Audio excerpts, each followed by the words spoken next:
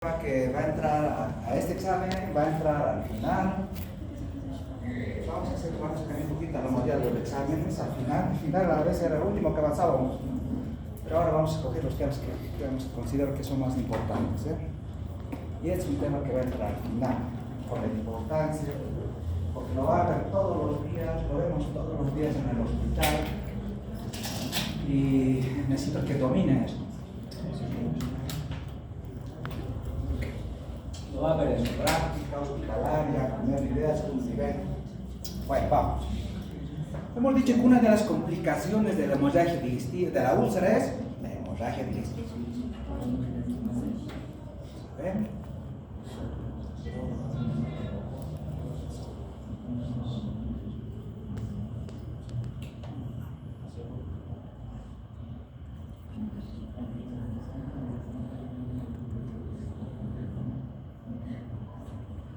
Bueno,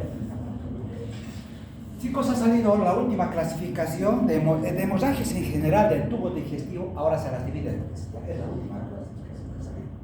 Antes decía hemorragia digestiva alta, baja, ahora no. Ahora se los clasifica en tres tipos de hemorragia. Una es la alta, lo que vamos a ver ahora, y otra es la baja. Se ve con poca frecuencia, pero se ve mucho. También igual que la intermedia. Si ustedes se fijan, como que te dice el sitio, ¿no? El sitio de donde probablemente se origine la hemorragia. Por ejemplo, cuando decimos hemorragia digestiva alta, ¿qué sitios del tubo digestivo están siendo comprometidos?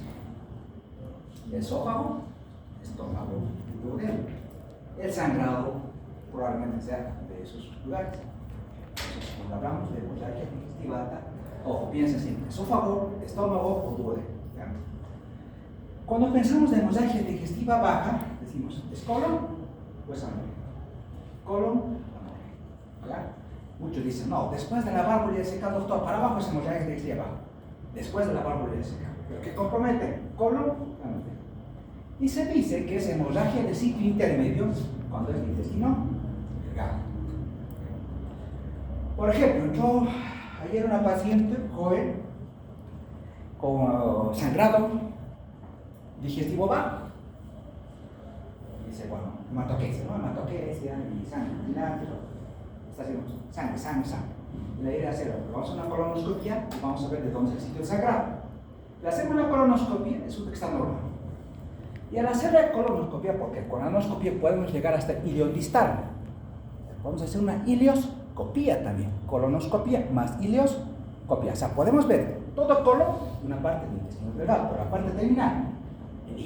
¿Ya? Nos dicen, pero doctor, en la colonoscopia al final vemos sangre que está resumando del intestino delgado.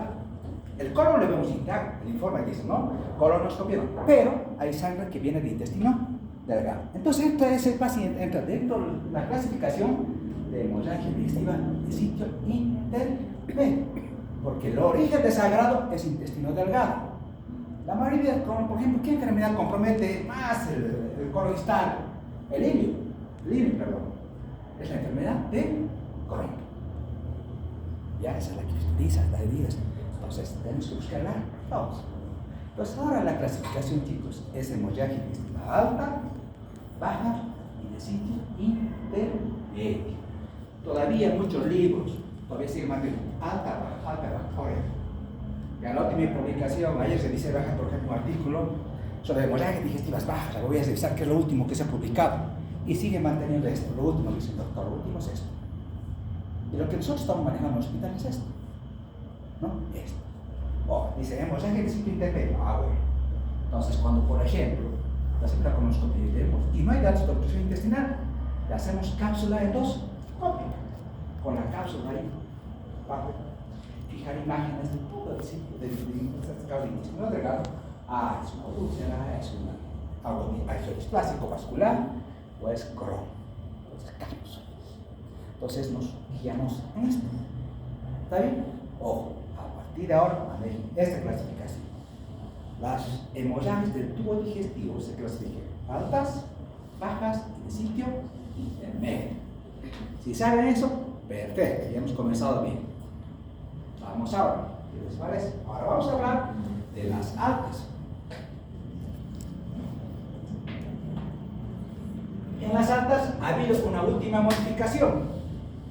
Muchos guías, protocolos, consejos, lo que tú quieras, no incluyen un dato que ahora sí se incluye, que es la melanémesis. Ya si ustedes revisan, muchos te dicen, hematemesis, melanémesis. ¿Y la melanémesis acaso no sugiere sangrado digestivo alto? Sí. Antes decíamos nosotros, te colocamos una nasogástrica, doctor, y el contenido es café. Parece pozazo, parece como del pozo del café que hacemos pasar. Parece ese aspecto de poza de café, o pozazo decíamos. Ahora se llama melanémesis. Entonces, esto es importante porque estos síntomas, estos tiene el paciente. Si el paciente te dice, doctora, ella te va a decir esto, ¿no? He vomitado con sangre. Tú tienes que colocar hematemesis. No es porque el paciente dice vomitó con sangre. Oye, ya, está bien que lo tenga, no conoce contar muchos médicos, pero usted sí. Usted tiene que ver si doctor vino con hematemesis. Y es lo primero que se quiere el paciente, ¿no? Porque de ahí parte el punto de poder identificar, ¿es alto o es bajo? A eso siempre asociamos meleno, hematemesis y meleno. Puede ser tacto rectal. Por estas dos cosas, yo estoy diagnosticando clínicamente hemorragia digestiva A o. Pero resulta que yo le coloco sonda nasogástrica porque yo necesito saber si ese sangrado es, además de ser alto, es activo, porque el paciente puede estar desumando sangre, porque llega a veces vomitando sangre. Es diferente, el paciente puede venir a la emergencia, chicos, como ahora vienen todos los días, con el antecedente de haber vomitado sangre. Si el familiar dice, doctor, sí, hace días, 2 días vomitó sangre. Pero en el momento que ustedes le están viendo, ¿qué va a encontrar ese paciente? Le colocan sonda nasogástrica, es probable que el contenido solamente sea de melanémesis, o sea, el contenido es vómito, pero con este aspecto. Ya, bola de café, le colocan. ¿Por qué? Porque el sangrado ya no es activo. Pero puede llegar a la emergencia que el paciente viene vomitando con sangre. Ahí es más fácil, ¿no? Ah, sí, tiene hematemesis, porque está vomitando sangre. Porque a veces es difícil, chicos, cuando a veces solamente tiene esto, el paciente puede haber hecho hemoptisis, el paciente puede haber hecho un sangrado, digamos, orofaringo, orodental, y a veces ha pasado, pero ¿no? Puede venir con hematemesis, o puedes venir solamente con el antecedente de haber tenido hematemesis, o haber vomitado con sangre. Resulta que no tiene esto, resulta que solamente tiene esto. Le coloco sonda y tiene este aspecto de concha de café, así. Concha de café. Ahora, ¿quién me va a guiar si es digestivo, si es sangrado o no? El tacto. Tengo que ser o sí, ¿no? Por eso, chicos, ojo, todos los internos que vienen del área, todos los que han internado, lo primero que, porque ellos son los que, ustedes son los que van a traer pacientes al hospital. No van a venir los médicos, no vienen ellos. Al se les sacrifica son a ustedes. No, ustedes presenten el caso. Ellos felices se lavan la mano y dejar como puedas, ¿no? Y en la emergencia lo que les decimos, a ver, doctorita, presente su caso. Lo primero, ¿le ha colocado sonda? No. ¿Le ha hecho tacto? No. ¿Y cómo sabe que es hemorragia digestivo? Pero doctor, yo solamente le estoy trayendo. O sea, no puedes traer o trasladar a alguien sin saber qué tiene, porque tu paciente se te puede morir en el transcurso, ¿no? Tú tienes que haber hecho el examen, haber hecho la anamnesis, ¿ya? Pero les cuento que así vienen los pacientes, así los refieren los internos. No es culpa de ustedes, muchas veces es culpa de quien lo está refiriendo. Entonces asumen pero esa responsabilidad, ojo, ¿no? Pero sepan lo que están trayendo, chicos, ¿ya? No cometan ese ridículo. El doctor le pregunta después.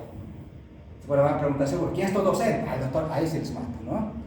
Ahí sí les mata. Cuidado. Es lo primero que es.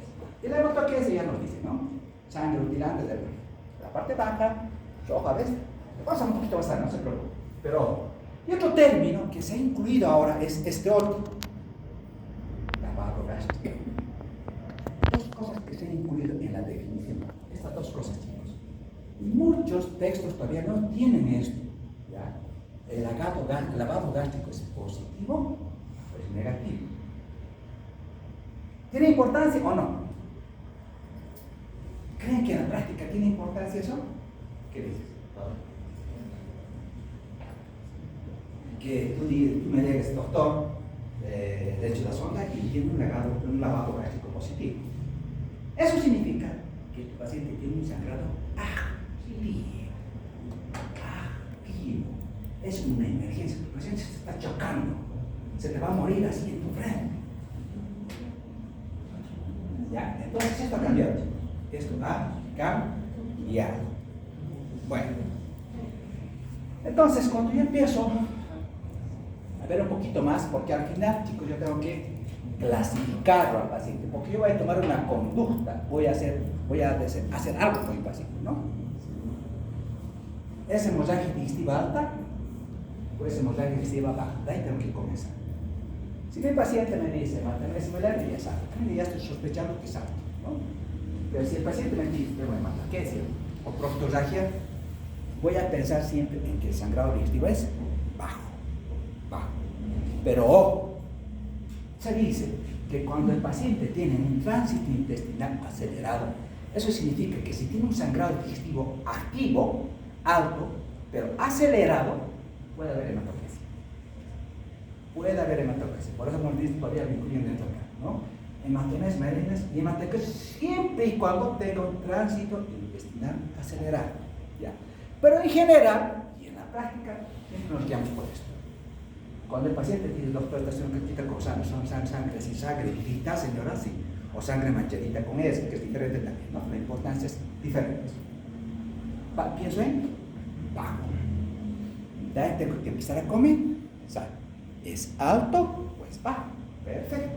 Entonces aquí está la nota que es el poco de se les coloqué acá. Ustedes un poquito ven. Muchas veces, al final es sangre, ¿no? Que está viniendo del tubo digestivo bajo. ¿Cuál es la diferencia? Si te piden rectorragia, ¿cómo que te ubique el lugar, no? Parece que es solamente de recto. En cambio, si te dicen hematopesia, dices, no, parece que es más alto, parece que es un poquito más de colon. Un poco te ubican los términos de rectorragia o proctorragia, que es el lugar del origen del sangrado. Al final es lo mismo, ¿no? Es sangre que está viniendo a través de se está exteriorizando a través del recto. Pero estos términos sí los deben conocer. Porque si ustedes no saben el concepto de hematemesis, el concepto de melena o de proctorragia, no saben de hemorragia. Mejor ni se atrevan a atender a los pacientes, ¿no? Tengan mucho cuidado.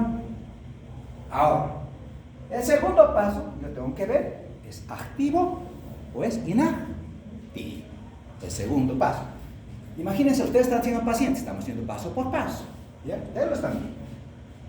Debo colocar sonda nasogástrica. Ya van a decir, doctor, tiene un lavado gástrico positivo. Porque yo le coloco la sonda, le decimos interno, hago lavado gástrico. Y empieza a ver sangre. No está saliendo sangre. Tiene un lavado gástrico positivo. Para ver si es activo o no es inactivo, lo asocio con sus signos vitales. Entonces dice, como es activo, es lógico que tenga inestabilidad hemodinámica. Empieza a taquicardizar, a hipotensar, porque está perdiendo sangre. El organismo siempre va a tratar de compensar hasta donde puede, ¿no? Lo digo, es activo. ¿Por qué, doctor? Pues esto es importante, sí, porque la conducta es muy diferente. No es lo mismo tratar una hemorragia activa a una inactiva. ¿Ya? Ha pasado lo siguiente, por ejemplo, el paciente tiene una hemorragia digestiva, solo con el antecedente nos dice, sí doctor, tuvo hematemesis, le coloco la sonda, el lavado gástrico es negativo y mi paciente está estable, no está taquicárdico, no está hipotenso. ¿Y qué pasa en la emergencia? Hemoglobina aquí de 6, hemoglobina aquí de 6. ¿Qué les parece? ¿Qué le harían a ese paciente?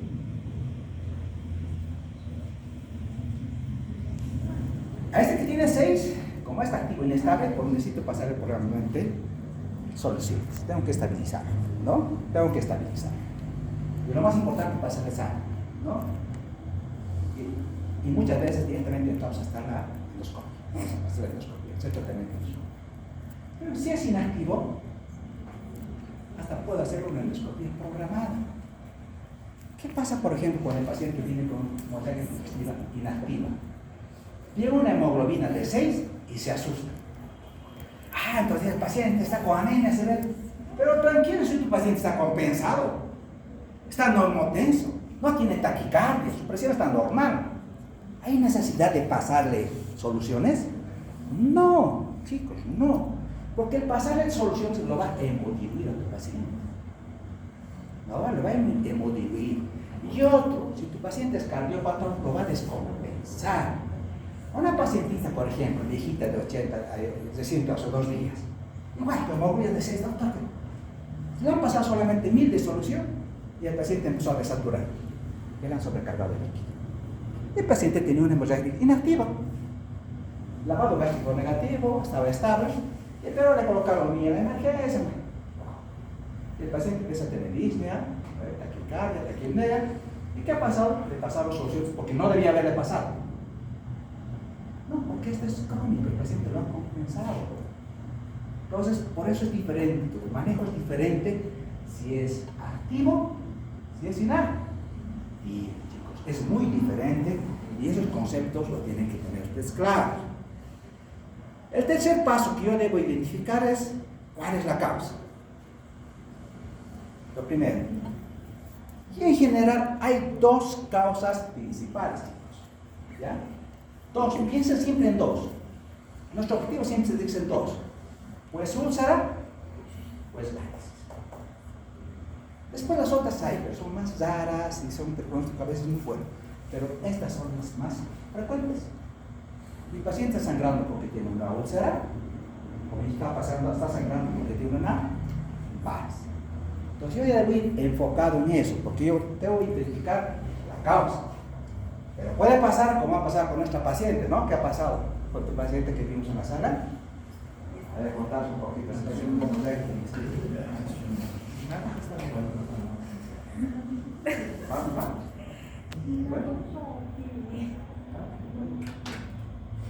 Está muito feio.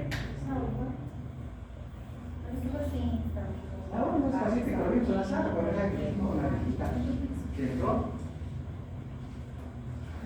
¿Esta semana?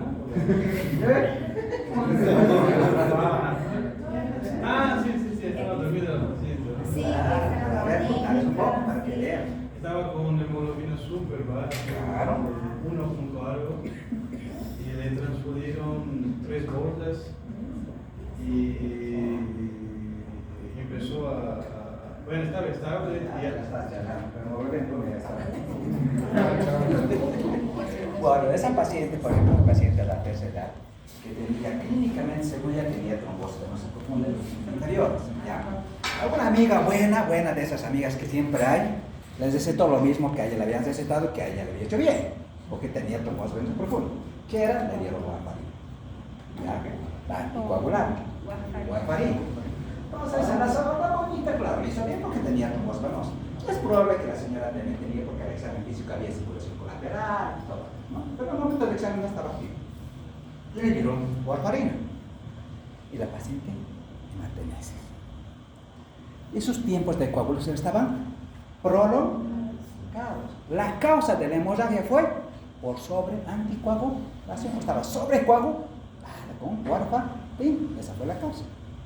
A veces hay malas amigas, ¿no? A veces hay malas. Pero no es culpa de ella, tal vez en su buen juicio lo ha querido dar, ¿no? Pero no porque de manera de, ¿no?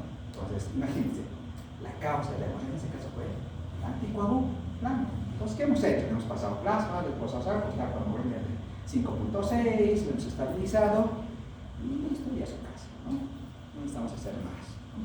Porque sabíamos cuál era la causa.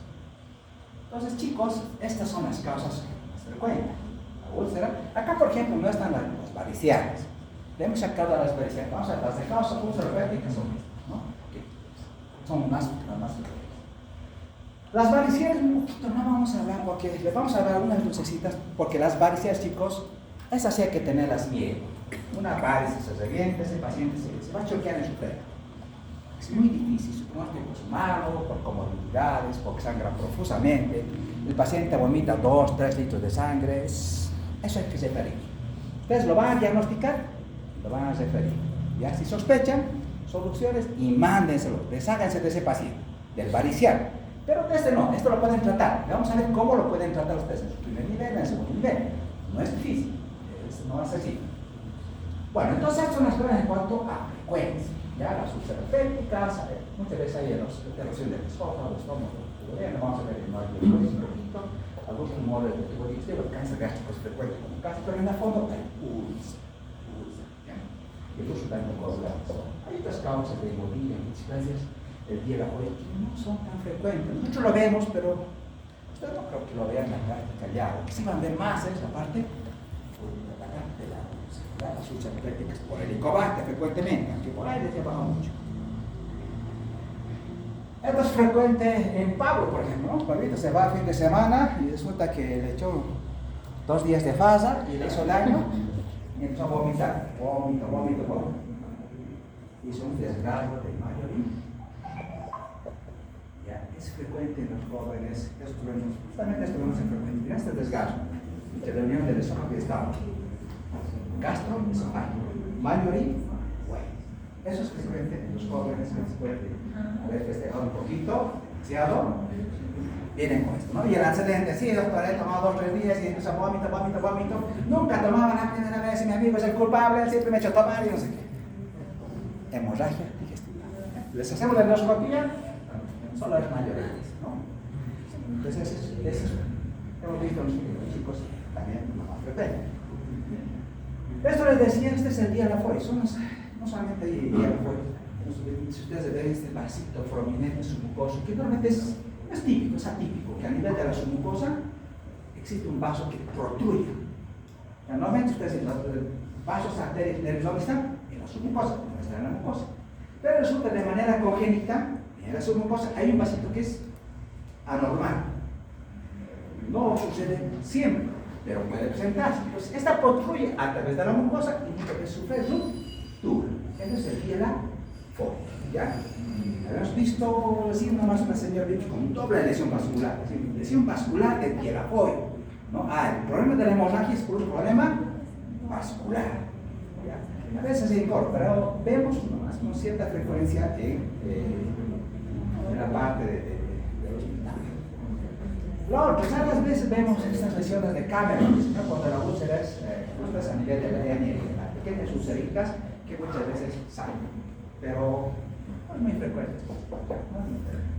Lo último, las extasias vasculares, que a veces son congestión vascular en pacientes con cirrosis por hernia, pues decimos, es un estómago de sangría, porque está roquita, pues con congestión vascular, puede sangrar. Eso es frecuente en los pacientes cirróticos.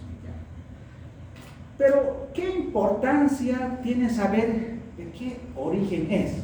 ¿Tiene alguna importancia? Sí, es lo importante. ¿Qué les parece? ¿Qué es importancia de la etiología? ¿Qué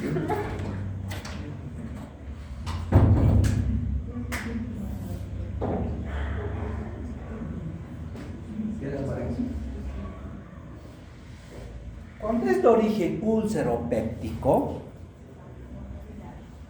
se autoelimina fácilmente.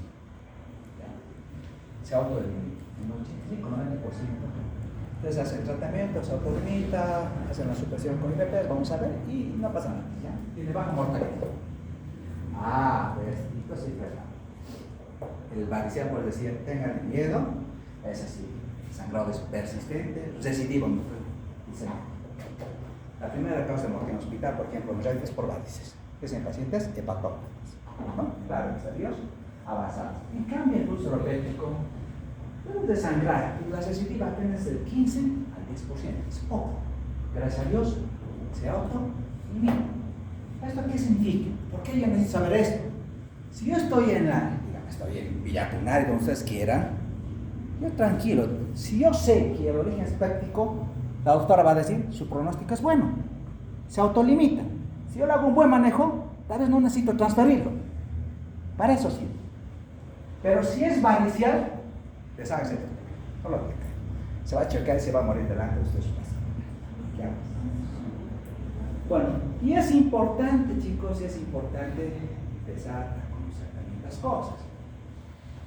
No es lo mismo una hemorragia digestiva en un paciente joven a que un paciente de la tercera edad. No es lo mismo. La conducta también es un poquito más delicada. Pero ustedes dirán, ¿por qué, doctor, el paciente de la tercera edad es complicado, difícil de manejar? se nos complica. ¿Por qué? Por todo eso, ¿no? El paciente de 60 años de edad o más, chico, primero, ¿qué tiene? Comorbilidades. O es cardiópata, o es nefrópata, o es diabético, tiene comorbilidades. Es polifarmacia, toma mucho medicamento. ¿Qué está tomando? La bolsita de banana.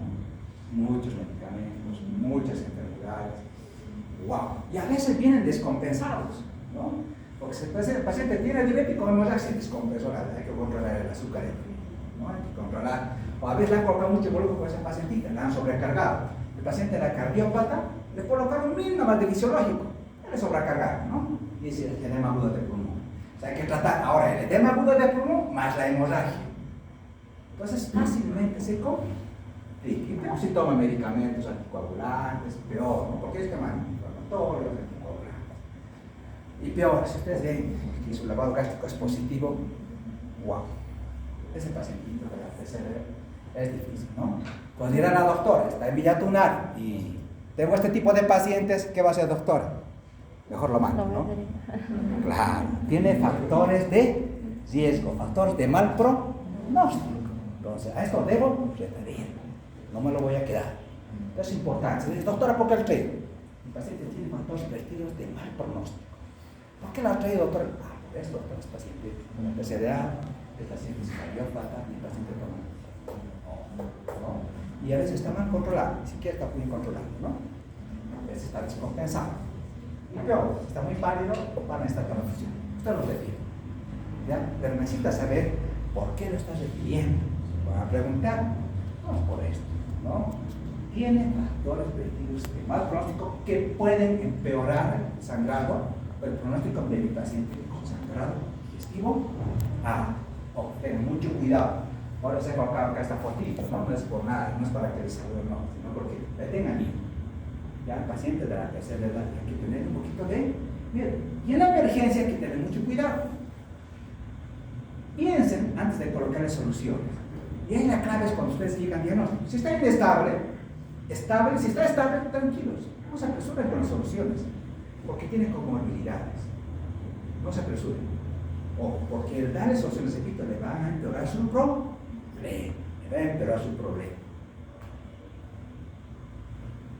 Ahora, desde el punto de vista de la localización de la úlcera, claro, estas úlceras tienen peor pronóstico, las que están en la curvatura menor, las que están a nivel del bulbo duodenal. Ustedes dirán, pero doctor, ¿por qué tiene más pronóstico estas úlceras? Por esto, ¿no? Un poquito está la arteria gástrica. La arteria gástrica izquierda está en rama D. La arteria gástrica izquierda está en rama D. Vamos a ver, César. La arteria gástrica izquierda es rama D. Eso, del tronco sería algo. Ahí está la arteria gástrica izquierda, ahí está la arteria estética, la arteria hepática, son las tres ramas principales del celíaco. Por lo tanto, imagínense, la presión es como una cañería principal, ¿no? La presión en una cañería principal es altísima. La presión va a empeorar una medida desde el grueso a menor calibre, ¿no? Va modificándose. Pero esta paciente a ese nivel está haciendo con mucha presión. Entonces sangra así. Lo mismo que esta de la cara posterior. La arteria gastroduodenal se llama de la. Entonces por eso tiene mal pronóstico. Bueno, vamos a ver qué es lo que debemos hacer ahora nosotros cuando el paciente entra en emergencia. Lo primero siempre va a ser, y la clave siempre es la historia clínica, el examen físico, ya, los estudios de laboratorio. Pero vamos a ir paso a paso, todo tiene su importancia. Por ejemplo, cuando yo hago la anamnesis, ¿puede el paciente venir solamente con el antecedente de haber tenido hematitis? ¿No? ¿O puede el paciente ya estar presente con hematemesis? ¿Qué es lo que voy a preguntar? La frecuencia, ver un vaso, dos vasos, decir un vacío, o sea, ¿cuánto ha vomitado? ¿Cuántas veces? ¿Desde cuánto tiempo? Yo debo ser muy minucioso, chico, en la anamnesis.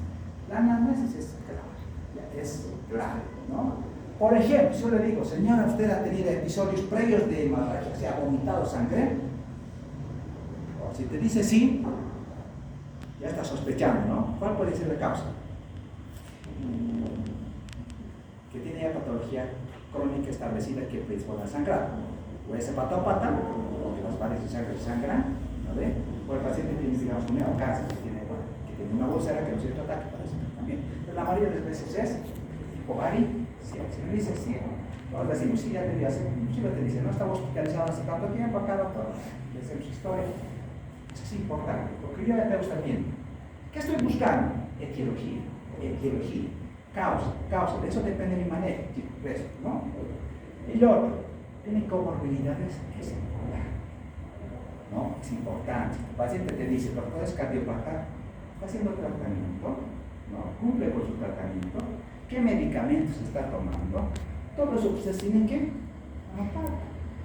Si tú has hecho una anamnesis y te dice que doctor, sí, el paciente es cardiópata, y tu residente te va a preguntar, si es cardiópata, le ha preguntado qué está tomando, a qué dosis está tomando, tomó previas digamos, a la referencia, ya por cuánto, o sea, te va a preguntar todo. O sea, tú tienes que saber todo de tu paciente, no se te puede ir nada, dosis, todo. No puedes obviar nada, y ahí te van a fulminar, ¿no? Con comorbilidad. Hay que preguntar todo, chicos. Y esto es lo que nos interesa. Como este pacientito no se toma anticoagulantes, antiinflamatorios, 8 medicamentos. El paciente ya se diagnosticó de infección por pilo. Pero no le hicieron tratamiento, porque tiene infección, el pilo le ocasiona un úlcera. Entonces la causa de la hemorragia va a ser por úlcera. Pero este datito tal vez me va a ayudar. Yo tengo que buscar, chicos, hasta. Chicos, es incómodo cuando ustedes están hablando acá, ustedes hablan. Yo les pido un poquito de respeto, ¿ya? Porque yo para juntarse acá, yo reparo a ustedes. Trato de dar las cosas que decir. Pero puedo decir, si están incómodos, o están cansados, yo no me voy a molestar, me piden nuestro permiso, porque estoy cansado, quiero ir. Pero por favor, les pido un poquito de es incómodo, chicos, que sea la última vez. Bueno, vamos a este otro. ¿Qué les parece esto?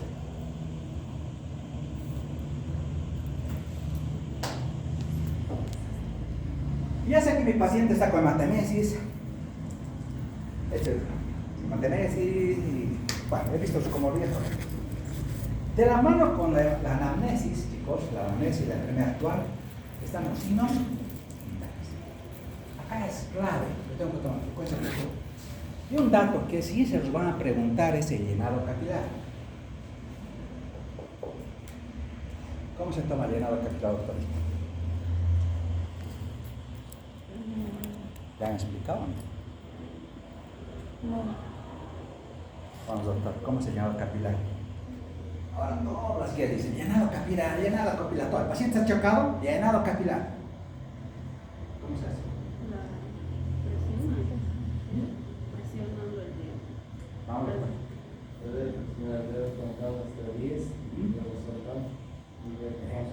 Ustedes presionan el dedito 10 segundos. Algunos lo hacen con portaobjetos. Con portaobjetos, pues claro, cuando presionan con portaobjetos acá en el pulpado del dedo, durante 10 segundos, cuenta 1, 2, 3, hasta 10. Y suelta. Van a ver, es de todo. Tiene que ser menor a 2 segundos. ¿Ya? Si es mayor a 2 segundos, tiene ya un llenado capilar retardado o prolongado. Eso es malo, porque significa hipoperfusión tisular. ¿Ya? Por ejemplo, significa que a ese tejido le está llegando poca sangre. Si a este tejido le está llegando poca sangre, al resto del organismo le está llegando poca sangre. Al cerebro le está llegando poca sangre, al riñón le está llegando poca sangre, al corazón. Ese paciente no puede impactar. Los signos de hipoperfusión tisular, chicos, por pérdida de volumen, por sangre, deshidratación o por paciente de sepsis, son 3 de perfusión tisular: llenado capilar, la diuresis y el ácido láctico. No olviden que el ácido láctico depende de un mecanismo anaeróbico. Normalmente todos tenemos un mecanismo aeróbico, pero cuando el paciente está en shock, recurre a un mecanismo de tipo anaeróbico, empieza a producir gran cantidad de ácido láctico. Ustedes pidan el elástico, está alto. Por sepsis, por hemorragia o por deshidratación. Pero tu paciente está hipoperfundido. Claro, ácido láctico no lo vas a poder pedir en emergencia hospital. Pero llenado capilar, sí. Eso lo tienes que hacer, sí, chicos. Y es seguro. ¿Ya? Entonces, los signos vitales más allá del capilar y el estado de conciencia médica. O si mi paciente, por ejemplo, está hipotenso, taquicárdico, llenado capilar prolongado, está con anterior de conciencia, ¿qué está pasando? Mi paciente está en shock. Está en shock hipovolémico. ¿Ya? Shock hipovolémico. ¿Por qué? Porque ha perdido más de 2 litros de sangre. Ese paciente se le puede hacer ¡paca! Cualquier momento, ¿no? ¡Paca! Tenga mucho cuidado. Por lo tanto, el llenado capilar indica siempre menor a 2 segundos, adecuada perfusión tisular. Ojo, entonces eso tienen que conocer. Ahora, este otro dato que ha salido recién, ¿qué les parece? Ese último dato que se los van a preguntar también. Es decir, las últimas guías han indicado el índice de choque.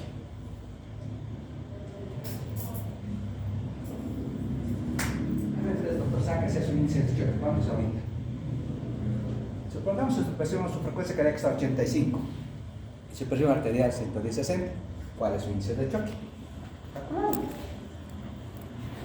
Cada uno de ustedes. 90/60 es su caso de la autora, 90/60. Su frecuencia cardíaca es 88. ¿Cuál es su índice de choque? Frecuencia cardíaca, presión arterial, sistólica. Frecuencia cardíaca 88, vamos. Dividirla entre frecuencias 90, sistólica es 90.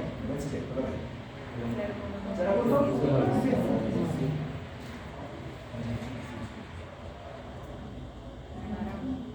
Hemodinámicamente está. ¿Por qué? Porque su índice de choque es menor a 1. Si fuera mayor a 1, es inmensa. Entonces, ahora, en emergencias están manejando esto. Todo debe sacar el índice de choque. ¿Y lo normal, doctor, cuánto es? 0.5 a 1.0. ¿Sí o no? Menor a eso, no.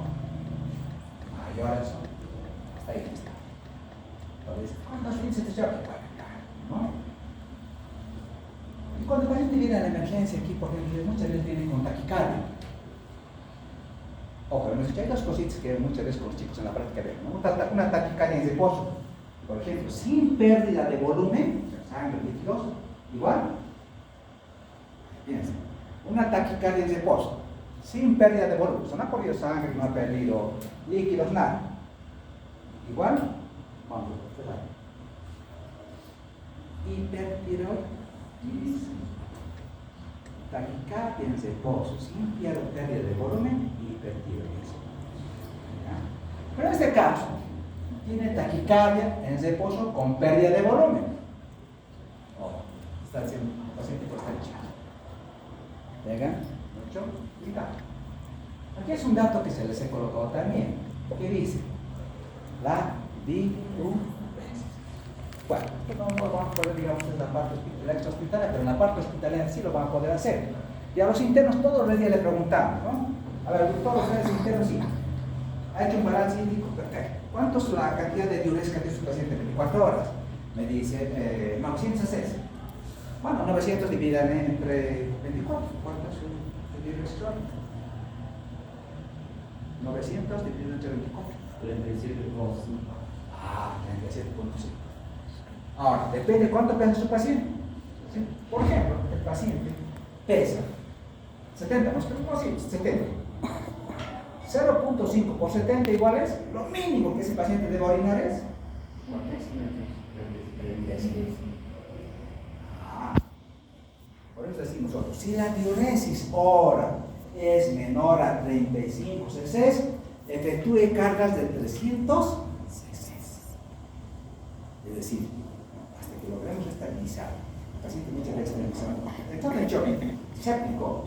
No orina nada, está orinando poco. Bueno, estamos ya entrenando con antibióticos. Resulta que, ojo, vamos midiéndoles con la diuresis hora. Digo, control de diuresis cada 4 horas. Pues cada 4 horas, ¿cuánto orina? Le divide entre 4. Su diuresis hora, doctor, estándar. Menos de 35, haga una. Entonces, de esa manera vamos estabilizando al paciente. Pero yo debo saber cuánto es la diuresis hora. Si la doctora, ¿cuánto pesa la doctora usted? 60. Si yo tomo en cuenta, vamos a hacer kilogramos por hora, pero yo tengo 62 kilogramos, 60 kilogramos por hora. O sea, 60 horas. Esa es la diuresis. Cuenta con uno, va a ser rapidito, pero lo mínimo debe ser 0.5. Entonces, de 0.5 a 11 kilogramos por hora es la cantidad de diuresis que debe tener su paciente. Si el paciente es inestable, lógico, le voy a colocar sonda vesical. Si está hipotenso, bueno, si está hipotenso, está aquí. Si está hipotenso, por ejemplo, ¿qué va a pasar con el riñón? Se ha perdido volumen y el paciente, ¿qué está pasando? ¿Qué va a pasar en el riñón? Ojo, el paciente está hipotenso, está taquicárdico. La presión de ultrafiltración que tiene el riñón ha bajado. Por lo tanto, tu riñón no va a filtrar, no va a tener diuresis, va a tener oliguria o anuria. Entonces, sonda vesical, tú tienes que evitar que tu paciente entre de una insuficiencia renal aguda presrenal, te haga necrosis tubular aguda. ¿Y para eso qué va a hacer, doctora? Sonda vesical y control de diuresis cada 4 o cada 2 horas. Si está muy inestable, cada 2 horas. Si está más o menos cada 4, cada 6, ¿no? Pero para eso tiene que ser esto. Si usted aplica esto de manera correcta, su paciente tiene buen pronóstico. Si usted no sabe esto, su paciente se va a morir. Entonces la idea es que ustedes apliquen sus conocimientos. Y estas cositas yo quiero que las sepan, las tienen que saber, chicos. Eso es medicina, no hay otra.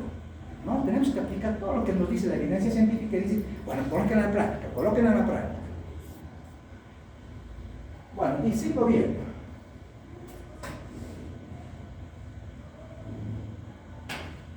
¿Será que el examen es importante? Sí. He visto la anamnesis, he visto los signos vitales, si está inestable o inestable, todos los parámetros. Ahora ves el examen físico. Si mi paciente me dice, doctor, sí, he tenido mantenerse en termopatía, tengo el destrocio establecido, ahí es varicia. Pero muchas veces en un estadio inicial puede ser un estadio A de la cirrosis, puede estar igual que nosotros, normal, no tener nada. Pero yo no ver eso, ¿no? Inclusive, por ejemplo, si antes del vómito mi paciente tuvo dolor abdominal, o después del vómito mi paciente tiene dolor abdominal, ¿qué ha pasado con el paciente? Después de la hematemesis, evolución con dolor de estómago, está disecado. ¿Qué ha pasado, doctor? Se perforó. La úlcera se perforó. Pues, además de la hematemesis, ¿tiene alguna otra molestia? Sí, doctor, tengo mucho dolor, ¿no? El paciente viene, el toque está dictadísimo, ¿no? Se perforó. ¿Y qué te guía? El dolor abdominal. Siempre hay que preguntar eso, ¿no? O perforación de pesado. Pero esos son los exámenes que yo debo saber. Si mi paciente tiene signos de hepatopatía crónica o no la tiene. Si la tiene, es variciano. Si no la tiene, es ulceropéptica. El pronóstico es diferente. Porque yo al hacer la análisis debo estar pensando, no es hacer por hacer el examen físico. Debo pensar qué estoy buscando, cuál es el objetivo de mi examen físico. Ojo, chicos, tengo que estar siempre solo. Mi mente tiene que estar abierta. Siempre todo el tiempo estoy razonando. Nadie se lo va a pensar. Ustedes tienen que pensar. Porque al final el doctor tiene que tomar una conducta. Él va a hacer, ¿qué va a hacer con su paciente? Porque la enfermera le está diciendo, doctor, indíqueme, doctor, ¿qué le voy a colocar? ¿Qué le voy a hacer? Ah, pero yo voy paso a paso, tranquilo, ¿no? Primero coloque la rodilla, después voy a ir paso a paso. Y llega un momento que llego a una conclusión y digo, bueno, estoy con este diagnóstico y vamos a hacer esto con el paciente. Bueno, pues el examen físico tiene objetivo. El principal objetivo es descartar complicaciones y descartar que no sea hepatopatía. Tacto rectal, la regla. No voy a saber si es alto, ¿no? Por derecho, el paciente puede venir sin hematemesis. Debo hacer el tacto, ¿no? Una vez que hago tacto rectal, siempre hacemos la prueba de la peroxidasa, ¿no? Es decir, el guantecito del tacto que he hecho, a veces voltear unas gotitas de agua, oxígeno, nada. Si hace espumita, entonces decimos peroxidasa positivo, entonces es sangre lo que ese color oscurito es sangre, entonces es melena. Entonces digo, tiene guante, le ha hecho tacto, hágale doctor, peroxidasa positiva, ya el paciente está con sangre. Bueno, Siempre, chicos, tacto. No pueden, si está pensando en hemorragia, no pueden dejar de hacer el tacto. La zona nasogástrica. ¿A quiénes debo colocar? ¿A todos? ¿O quienes yo considero que sí se va a beneficiar de una zona? ¿Qué les parece?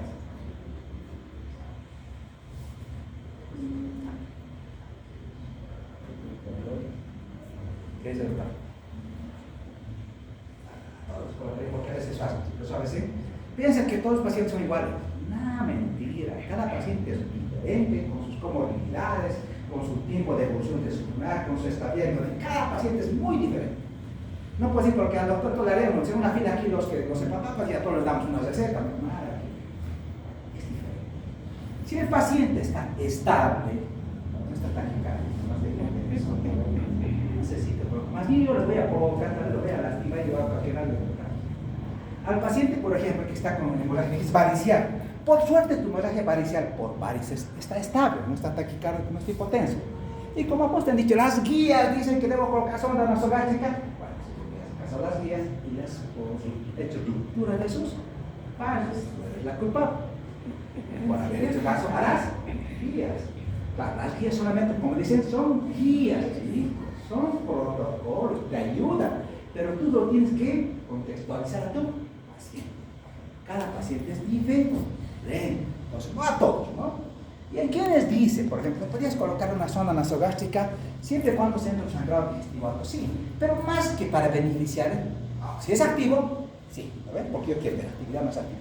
Diagnóstico, probablemente, pero tengan mucho cuidado con quién sí y quiénes no. ¿Ya? Si es activo, yo lo corroborar. Pero me dice, más que para corroborar, por ejemplo, háganle lavados con agua fría, no sirve. Entonces, coloque sonda nasogástrica con agua fría hasta que aclare. No es que aclare.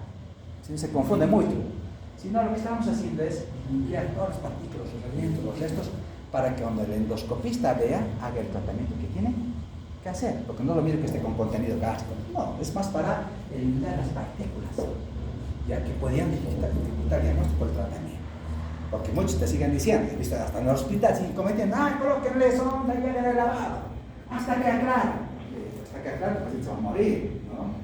Tenga mucho cuidado, solo es diagnóstico y retire, ¿ya? Si no hay nada. Si está estable, ni lo coloque. Claro, eso mucho depende por eso de tu paciente, pero eso es su criterio de ustedes, chicos, ¿ya? Porque entre gastroenterólogos, entre médicos, pensamos diferente, ¿ya? Cada uno tiene que aplicar su conocimiento en base a la evidencia, también en base un poquito a la experiencia, pero hay que tener mucho cuidado. ¿En quiénes sí se debe colocar? Cuando el paciente tiene compromiso de su estado de conciencia, sí, pues, porque se me va broncoaspirado. Ahí sí debo colocarlo, ¿no? En caso de que mi sangrado sea activo, ahí sí, ¿no? En esos casos sí. O más que todo por la broncoaspiración. Todo para el día. Pero tengan mucho cuidado, no es a todos los rutina, no es a todos los rutina. Bueno, pues he llegado al diagnóstico de hemorragia digestiva, he hecho todos los exámenes, todos los procedimientos ya lo he hecho. Y que voy a ver en el laboratorio, se voy a pedir, el doctor ha pedido lo que vea, pedimos un hemograma, ¿no? Pero el hemograma tiene objetivo. Te pido el hemograma, sigo pensando, ¿no? Y sigo pensando, ¿es úlcero péptico o es varicela? En mi cabeza sigue pensando, o sea, sigo razonando, porque yo todavía no he llegado a la conducta lo voy a tomar después, pero sigo pensando. Entonces, esto es lo básico que ustedes tienen que pedir. Esto es el examen, lo básico. Un hemograma completo, enzimas hepáticas, el perfil hepático completo, porque tengo que, ¿es varicela? Entonces, tengo que ver el hepatología. Inclusive el hepatología, más proteínas, por favor, más algunas, ya más algunas. Ver cómo está poblando, como en ese caso, para hacer la coagulación. Tiempo de proteína. Debo pedir. Nivel de creatinina, de urea, sí, glucosa, para ver qué solución le voy a dar. Y el perfil de electrónicos. Esto es lo básico. Le decimos, pídele a los prequirúrgicos, pídele a los laboratorios básicos. ¿Cómo son estos? Estos son los centros. Pero, en general, ¿cuál es mi objetivo del hemograma? Chicos. Esa paciente, pues, con hemorragia digestiva alta, ¿cuántos de glóbulos blancos tenía?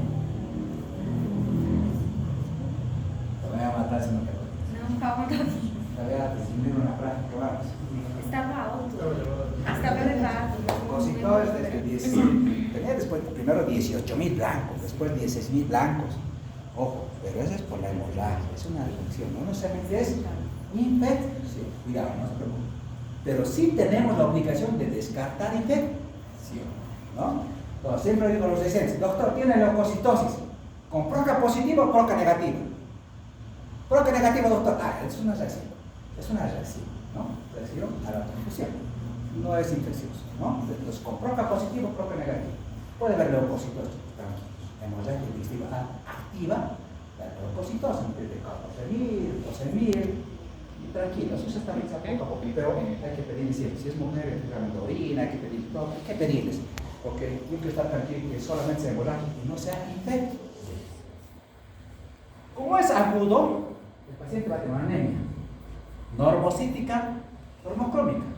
Sus índices hematimétricos están normales, porque es agudo. Cuando es crónico, no, o es microcítica o es hipocrónica, ¿no? Entonces eso es crónico, el paciente ha sangrado. Pero si es normo, es agudo. El paciente va a tener anemia. Las plaquetas, ¿cómo van a estar? Pero ¿qué pasa con el hepatófago?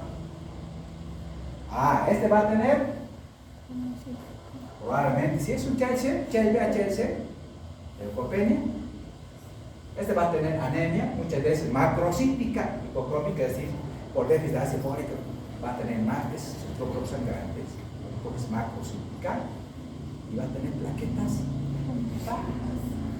Entonces, eso se llama pancitopenia.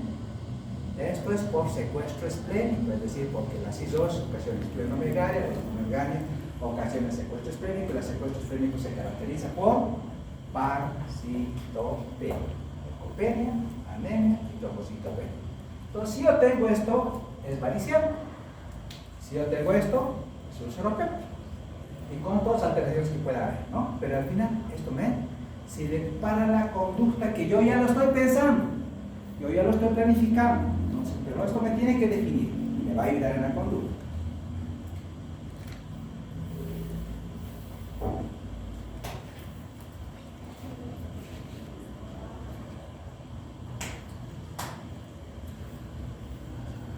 Cuando el sangrado es agudo, el sangrado es agudo, muchas veces el parámetro del hemograma puede ser normal. No sé si es ganas ahorita, no mucho sangrado ahorita. Pero muchas pacientes ya vienen con antecedentes de sangrado, entonces los parámetros ya se han alterado. Una paciente va a venir con anemia. No se olviden que ese equilibrio total es 34, por eso decimos, no es fidedigno, la hemoglobina de ahorita, pues no es real. Digamos, hace cada 6 horas, cada 24 horas, para que sea fidedigno. Pero el organismo trata de compensar ese de 2 horas. No se confíe mucho, ¿ya? Si está sangrando ahorita, puede que el parámetro sea normal. Pero hay un dato que nos interesa: el nitrógeno ureico, la urea en sangre. El doctor que está evaluando al paciente, y si quiero ver si ha salido, si ha sangrado tubo digestivo alto, le puede pedir urea o nitrógeno ureico. ¿Qué significa?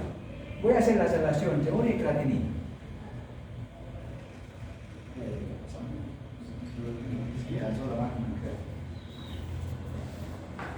Bueno, continuamos. Esta información, los residentes todos de primer año, ¿no? Hasta me pueden pasar si día usted, no, porque voy a pasar, a mí me cuesta hacer tantas cosas. Pues para ustedes, si por alguna vez ustedes tengan pacientes, solo se dicen. Al tiempo se dicen, estas son, ¿no? Y no, que les cueste, que hagan, que vean, que se esfuercen también, ¿no? Porque no es sencillo, porque hay que revisar la información, chicos. Hay que actualizar la información. Hay que dar cositas que sirvan en su práctica, no es mucho. Pero bueno, la urea, ¿por qué nos sirve? Chicos, la urea, ustedes, yo pido por ejemplo hemograma más urea. Si estoy sospechando hemorragia digestiva, laboratorio de creatinina más urea. Si la urea está alto o el PUM está alto, es sangrado digestivo alto. La creatinina puede estar casi normal, pero la urea está disparada. ¿Por qué? Por esto. Ya, ¿qué dice ahí? Existen más valores altos de urea en relación a la creatinina. ¿Esto se debe a qué? A la mayor absorción de urea tras la degradación de las proteínas por las bacterias. La urea sube en sangre. Entonces, basta que vean, ¡pum!, urea alto, ha O sea, tú te estás ayudando para llegar al diagnóstico, ¿no? Entonces, mientras más criterios clínicos, laboratoriales tenga, mejor va a ser tu conducta y la certeza, ¿no? Bueno, entonces, en el caso de las hemodiálisis, acá el diagnóstico y el manejo es endoscopio, ¿no? Esta es la clasificación que se está manejando, la clasificación de Forrest, ¿no? Entonces, ¿cuántos de Forrest? 1A, 2, 1B, 2A, 2B, 2C y 3, ¿no? Es la clasificación. La conducta es diferente de acuerdo a lo que encuentra en la endoscopia. Esto cuando el paciente ya está en la endoscopia, ¿no? Está en la endoscopia, la endoscopia con todo y encuentran esto. 1A. ¿Qué dice 1A? El sangrado es pulsante. ¿Ya? Como a cholos. El paciente se está choqueando ahí, ¿no? Ahí es el mismo, empieza a hacer el papel que tiene que hacer. Ah, o el paciente dice eso no ve, sangrado como que está resumando. No está choque, está resumando, puede ser pero está resumando. A veces más dice povenoso, pero está ahí, el sangrado está, ¿no? Uno ve. Vamos al 12, el 12 dice el 2A, solamente el vaso visible. Ya, ve el vaso, pero no parece ser tan aquí. Pero bueno, el pronóstico obviamente cambia de cada uno. El 2B, el cuadro está, pero está adentro, ¿no? Y el 3, el 12 y el 3, bueno, dice, solamente hay una mancha hemática y estigmas de sangre. Estos, por ejemplo, ya a su casa, no pasa nada, no hay color internado. Pero estos sí. Esta excelente también.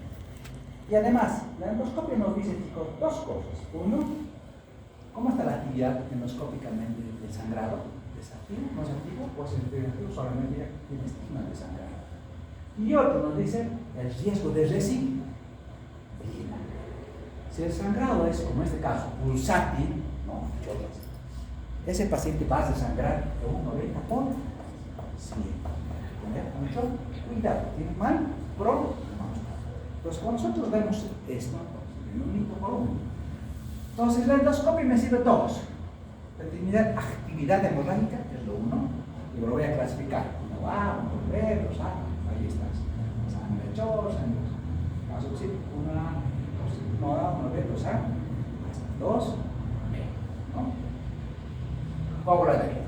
El 13 me dice mancha pigmentada, base de la úlcera está limpia, ¿no? Es el 13 que está y el 12. Esta tiene buen pronóstico, dice en su caso, no pasa nada, ¿no? Vamos a ver. Pero no solamente es eso importante el diagnóstico, sino también el riesgo de sangrado. Lo que han visto en el primer cuadro, hasta el 2B, tienen alto riesgo de sangrado, del 22%. Por lo tanto, su mortalidad también es. Ese paciente debe fallecer. Tiene alta mortalidad. Estos otros no, porque si el paciente tiene un FAS 2A hasta 12 en 3, alta a su casa, no pasa nada, no hay que hacerle más cosas, ¿no? A nosotros sí hay que hacer un tratamiento endoscópico. Y vamos a ver cuál es el tratamiento. Pero primero vamos a ver esto. Esta es la clasificación, chicos, que también está acá. Hay dos tipos de escalas para manejar la emergencia hemorrágica digestiva. Esta es la primera de gaso y la de bloque. Esto no se está utilizando mucho. La otra sí. ¿Ya? ¿Qué consiste en tener los parámetros? Toma la presión arterial, sistólica, los niveles de BU, un laboratorio básico, solamente necesitas hemoglobina, y son sedentes, ¿no? Las variables que tienen que ver con la melena, 5, primera hepática, de acuerdo a estas escalas, si el paciente tiene, por ejemplo, decimos un grado menos a 2, entonces solamente tratamiento domiciliario. Si tiene más a 2, hay que hospitalizarlo. Si tiene más a 7, tiene alto riesgo de sangrado. ¿Tiene un pronóstico? Bueno, entonces en base a estas tablas vemos el riesgo también de. Entonces es un riesgo preendoscópico, ¿no? Lo interno o no lo interno. ¿Cuál es el riesgo de sangrado también? Esta es la escala que se está manejando en las emergencias. Pero esto es lo que nos interesa. Entonces, una vez que yo he hecho toda esa anamnesis, el examen, el laboratorio, la endoscopia, ahora voy a ver, ¿no? Para lo primero voy a clasificar. ¿Es hemorragia digestiva alta? Sí, lo que tengo en la clínica.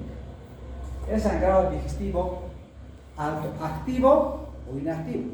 Debo clasificar, la conducta es diferente. ¿Necesitas reanimación con solución líquido? Sí o no. Depende del estado hemodinámico de mi paciente, del tratamiento médico que voy a hacer. ¿Ya?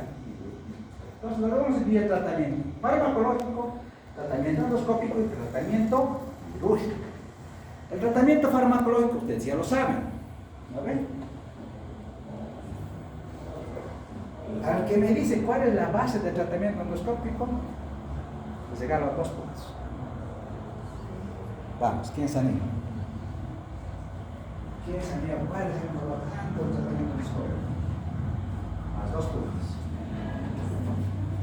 Vamos, 5. Ya 5 puntos. Ya ganas 5 puntos. Ya salen solos para el examen. Bueno, estas son las bases, chicos, ¿no? Les hemos dicho, hacemos siempre esto. ¿Ya?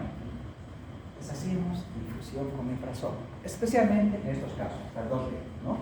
Porque hemos dicho el 2C y el 3 a su casa, ¿no? No necesitan infusión, pero hasta casi, por el riesgo de sangrado, resistir y la alta mortalidad.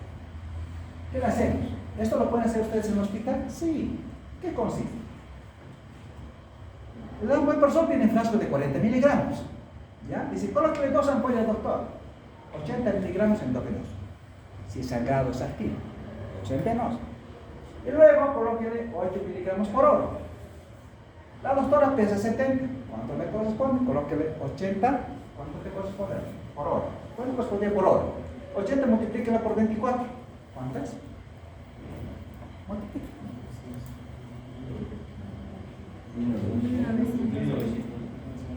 192 más, ¿no? 80 por 4. 8 por 24. 8 por 24, 190 tantos es. Entonces, como si yo coloco 5 ampollas por 5 por 4, son 20, porque las ampollas vienen de 40 miligramos. Por 5 ampollas hago 200 miligramos. Entonces, cerca a lo que dice acá la guía, 8 miligramos por hora. Entonces, ¿qué le hago? Infusión. Utilizo 5 ampollas en 500 cc de solución fisiológica para 24 horas durante 72 horas, 3 días. El tiempo que tardo en revitalizar el tejido, 72 horas. ¿No puedo hacer esto en el hospital donde está? Sí. ¿Por qué no podrían hacerlo? Tienen que hacerlo. Y si le hacen estos tratamientos, pues solo necesita esto, no necesita más cosas. Si es de origen úlcero, ¿no? Si es de origen úlcero. Esto, protéjalo de la luz. Muchas veces le colocan así el socio, no, coloque una bolsa de plástico negro que le protege la luz. La inactiva la operación, ¿ya? En hospitales ustedes van a ver, siempre está protegido de la luz. O la inactiva, tengan este cuidado. Muchas guías no están, pero quiero que necesitan saber. ¿Ya? Y bueno, esto, como dicen, no siempre se plaza el urgente. Pero ¿por qué le hacemos y qué dice la evidencia al respecto? Porque se sigue debatiendo. Infusión o versus cada 12 horas, 80 ml cada 12 horas. Por esto.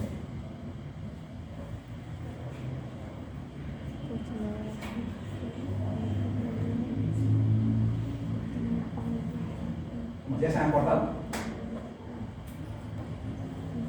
A ver, se han acordado, ¿no? ¿Sí o no? Ahí está, 5 puntos. Pero facilito, sí, como he dicho, la infusión de omeprazol, ¿qué está haciendo? Suprime la producción de ácido, ¿no? Al suprimir la producción de ácido, estamos haciendo que el pH sube arriba de 6. ¿Qué hemos dicho cuando hemos hablado de la pepsina y pepsinógeno? Se inactiva. La pepsina es la que deshace las proteínas. Todas las proteínas que tienen que ver con coagulación son proteínas, ¿no? Todas proteínas. Por lo tanto, si la pepsina está inactiva, ¿quién la va a deshacer? Todas las proteínas que tienen que ver con la coagulación. Nadie. Entonces, el objetivo es inactivar la P. Si subir el pH por encima de 6. Y en el texto que les di ese tiempo, creo que la sexta, creo que la perfecta, pero si diga, está clarito.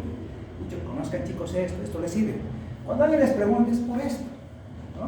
La verdad es que ustedes manejan ese tipo de información. No me han dicho o he hecho porque lo he hecho también. No. Hay una explicación científica que dice por qué se lo hace. Existe mucho debate, porque este es un gráfico que han utilizado. ¿Qué pasa cuando nosotros le hacemos infusión? Este es uno de los estudios que qué bonito que han presentado, ¿no? Cuando han utilizado ejemplos de la litirina, cuando utilizan el proceso de infusión, inclusive un proceso cada 6 horas. Miren cómo el pH, este es el pH, este es el tiempo. Cuando yo utilizo infusión de omeprazol por 72 horas, miren cómo está el pH. Por encima de 6. mantener por encima de 8 miligramos por hora. Por encima de. Pero cuando utiliza empezó a utilizar litilina, no es constante. Ya, inclusive utilizado de esa una clase, pero nada. Cada 6 horas no utilizado, no, se sigue bajando. Entonces, por eso dicen, esta es la hipótesis. Parece muchos estudios se han hecho, pero la infusión permite hacer eso, ¿no? Y otro tratamiento, obviamente, farmacológico es, pues, tiene que ver dos. Hemos dicho suprimir el ácido, estabilizar el coágulo de primer 72 horas, y entonces se le dedica el helicobacter. Usted dirá, pero doctor, ¿cómo sé si es positivo para el helicobacter o no?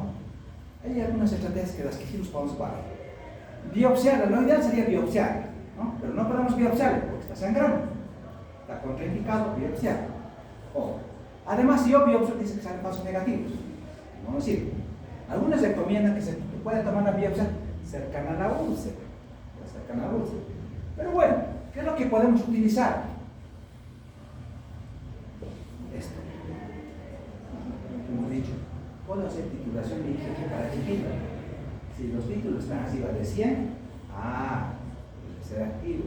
Indicado, los chilenos están haciendo esos estudios ya, y están comparando y están viendo que parece ser que un título arriba de 100 IgG para H. pylori podría ser indicar actividad. O puede haber sangre montañesa, ¿no? Una vez que el sangrado ha pasado, puede buscar un poquito el Helicobacter pylori en heces. En otros países están haciendo PCR, ¿no? Nosotros todavía no estamos haciendo. Pero bueno, entonces hay que erradicar el Helicobacter y como vamos a ver al final, una de las reglas que nosotros hacemos en el hospital, por ejemplo, si la úlcera es una úlcera, pero un paciente joven de 36 años, tiene úlcera duodenal, endoscópicamente esta úlcera duodenal. Yo sé que, pero epidemiología, el 90% de las úlceras duodenales, como hemos visto, son Helicobacter pylori. ¿Sería un crimen no mandarle con tratamiento radical? No. Pues ya me guío en criterios clínicos, en criterios epidemiológicos, en criterios laboratoriales, o sea, me voy de más criterios para tomar una conducta. Y este paciente se va con tratamiento erradicador. A los jóvenes los mandamos. Y a los colomos podemos biopsiar, los estudiamos, pero en menos de 3 meses hay que erradicar el Helicobacter pylori. Bueno, estos son los tratamientos que vamos un poquito que hacen en el hospital, los tratamientos farmacológicos. Ya han visto lo que hablamos aquí. Este es el tratamiento 1. ¿Qué hace el endoscopista? Aplica adrenalina en el sitio de sangrado. ¿Ya? La inyección de adrenalina. ¿Qué hace la adrenalina? Vasoconstricción. ¿Ya? Nada, vasoconstricción para sangrar. Está hecho a bolsitas de la úlcera, vasoconstricción, no hay más sangrado. Pero en muchos casos se recomienda, además de un método, hacer el otro método. Este tipo de inyección, por ejemplo, con adrenalina, en los casos de úlceras, nos va bien, pero combinamos con el otro método. Pero también de las úlceras se puede hacer. Se hace la escleroterapia. Es como las varices, ¿no? De las varices superficiales hay un método que dice, vamos a hacer esclerosis de las varices. Lo mismo estas varices, en eso no se esclerosa. Se utiliza cianocrilato, de tal manera que estas varices se van imputando, pues las varices la van anular. Se las ligan y después de ligarlas se las hacen. Y combinamos estos dos métodos, chicos. Inyección con adrenalina y la aplicación de argón gas. Al colocar los endoscopistas este gas de argón, que lo libera como un plasma a través de una sonda, van a hacer que ese tejido deje de sangrar. Los ellos combinan dos procedimientos: adrenalina más APC. Ustedes van a escuchar siempre. ¿Qué han hecho? Se ha aplicado adrenalina más APC. Ahí están haciendo esto. Ha pasado, por ejemplo, en 2 pacientes, solamente le hicieron inyección con adrenalina y el paciente se sangrado. Pues siempre, muchos endoscopistas combinaron los procedimientos.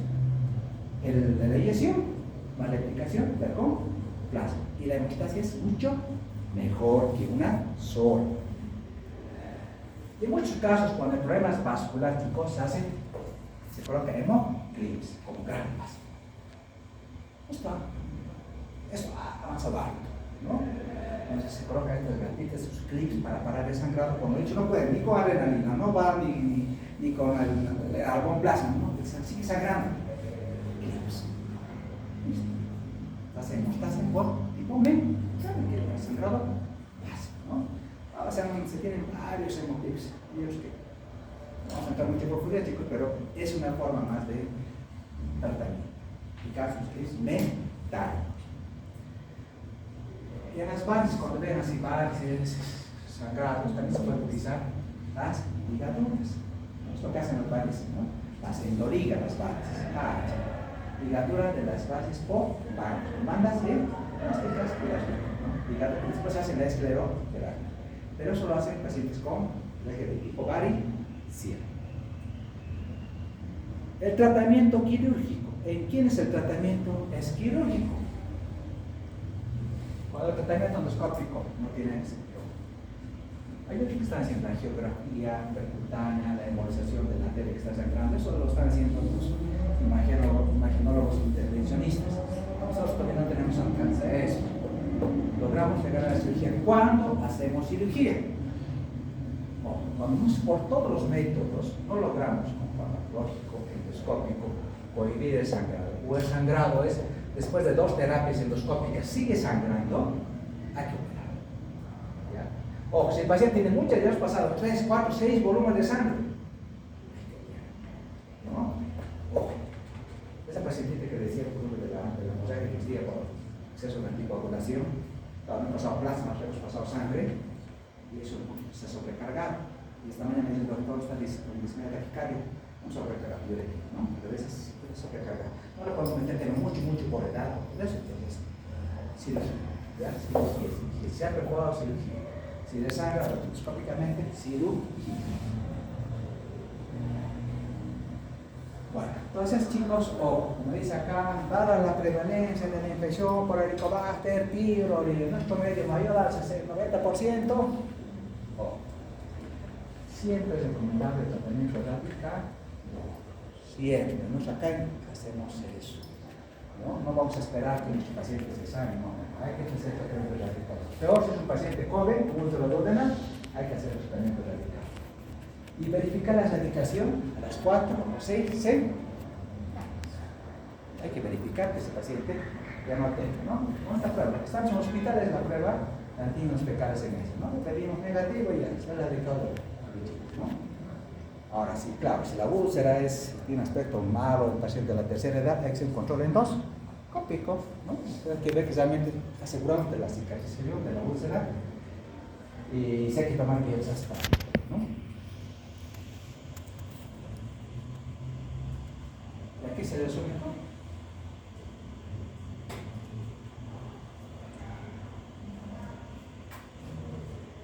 Así es como se maneja todos los hospitales. Identificar factor de riesgo, clínicamente seguro que tiene el paciente, porque además de lo que tiene el paciente materna y venena, por la anemia va a tener astenia, dinámica, síncope, mareo, por la anemia. El paciente puede estar mal, así el diagnóstico clínico, si está estable, inestable, aplicar la escala, si es mayor a 2, bueno, ¿qué pasa entonces? ¿No? ¿Qué es lo que hacemos? Líquidos, todos los laboratorios, hay que transferir sangre, plaquetas, test como estas cachas, 1 millón de poros, 2 horas, y entonces la endoscopia lo más. Claro, chicos, muchos de estos pacientes no es sencillo cuando el paciente está chocado, ¿no? Hay pacientes complicados, a veces que requieren terapia intensiva. El paciente está chocado, necesita que le manejes estado hemodinámico, necesita que le metas volumen, necesita oxígeno, sonda sonda nasogástrica, sangre, plasma. A veces hacemos todo esto, ¿no? Y pedimos interconsulta con terapia intensiva, ¿no? Entonces, vean, evalúan la terapia, lo estabilizan. Una vez que el paciente está estable, ya endoscopio, ¿no? Una vez que lo estabilizan. Porque el paciente está entra y ya se para. La mayoría de los casos que hacen paro en hospital son con hemorragia. Entrar paro. Logramos resucitarlo a la terapia, lo estabilizan todo y ahora ¿no? Porque necesita pasar desde el pitoplasma, sangre. Y esta última regla para que nunca se olvide. Eso es lo que recomiendan. Cuando ustedes vean, digan, esta regla misma. ¿Qué pasa con, por ejemplo, cuándo le debo hacer transfusión de sangre? Por cada unidad de sangre que le pasa, va a subir la hemoglobina de 1 a 1.5, ¿no? Ya sé que le voy a pasar, gramos por vez. Es la cantidad de hemoglobina que pasa por cada unidad que voy a pasar. Pero ¿cuándo debo pasar? Esta es la forma, los recomiendo. Cuando la hemoglobina está por encima de 10, casi nunca está indicada la transfusión.